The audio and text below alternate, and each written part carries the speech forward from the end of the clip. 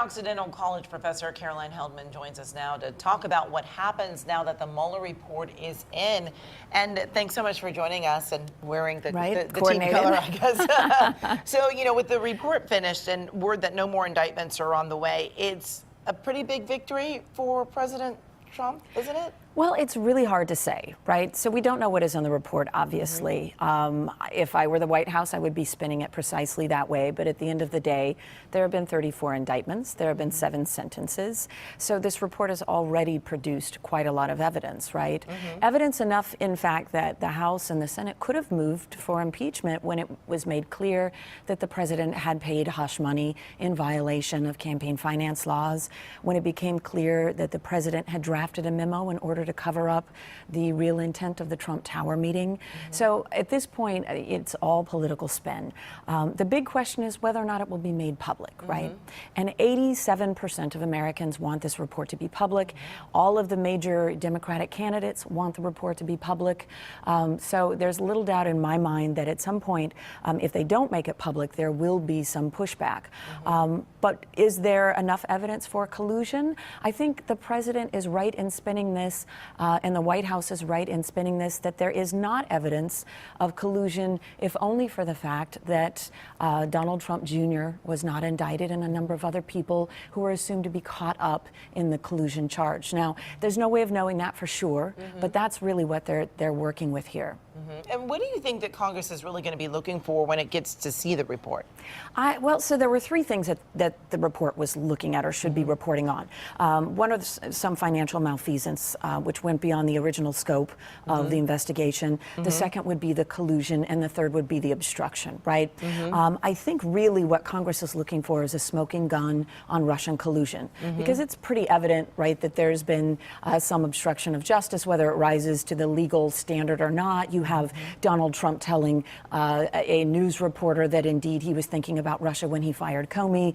You see him essentially making threats to various people on Twitter who are going to be testifying. So there, you know, it's debatable about whether or not there's obstruction.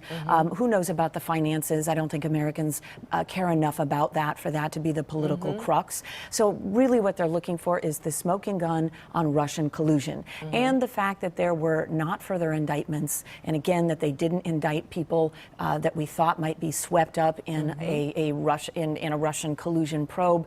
That really bodes well for the president. But again, we'll have to see the report. It certainly doesn't exonerate, and we already have enough evidence that the White House and the inner circle have engaged in a lot of activities that have actually landed people in jail, right, in prison. So this is not really up for debate. The question is whether or not it rises to the occasion that the House of Representatives will initiate impeachment proceedings. And I actually think that they won't, even if there is, you know, a lot of evidence, simply because the Senate, you know, you need a supermajority in order to impeach, and Republicans are simply not going to impeach this president, right? 91% of Republicans support him, so it's not going to be an issue of impeachment in the Senate. Okay, we want to switch gears a little bit.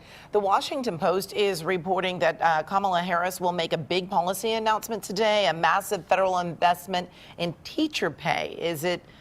It's said actually to be the largest in history. Do you think that this is a sign of the base that she's looking to recruit? I think it's a really good strategy politically, and of course in terms of policy.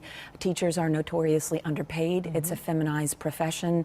These are the people who are having a profound impact on the next generation. So I think it's a very easy sell for her policy-wise that this is a great decision. I think it's kind of like, you know, kittens and puppies. Most Americans will support this.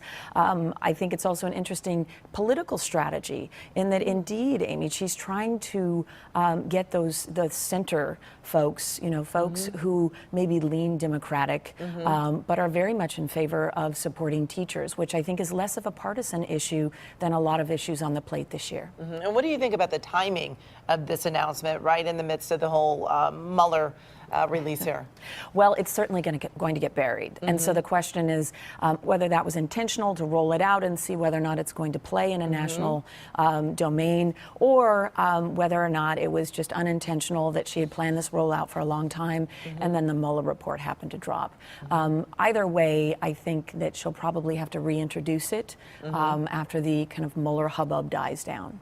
Okay. All right. Caroline, thank you so much for joining us this morning. We always appreciate your insight. Thank you, Amy.